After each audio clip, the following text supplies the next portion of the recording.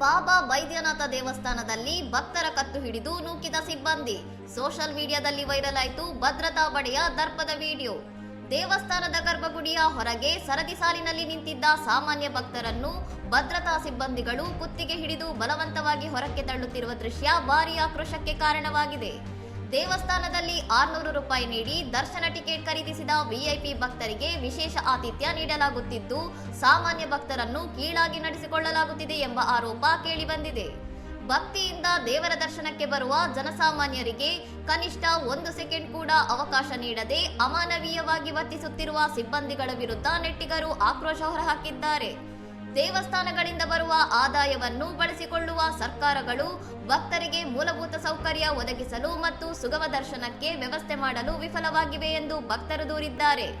ಈ ಘಟನೆಯ ಬೆನ್ನಲ್ಲೇ ಹಿಂದೂ ದೇವಸ್ಥಾನಗಳನ್ನು ಸರ್ಕಾರದ ಕಪಿಮುಷ್ಟಿಯಿಂದ ಮುಕ್ತಗೊಳಿಸಬೇಕು ಎಂಬ ಕೂಗು ಮತ್ತೆ ಬಲವಾಗಿ ಕೇಳಿಬರುತ್ತಿದ್ದು, ಧಾರ್ಮಿಕ ಕೇಂದ್ರಗಳ ಪಾವಿತ್ರ್ಯತೆ ಕಾಪಾಡಲು ಆಗ್ರಹಿಸಲಾಗಿದೆ.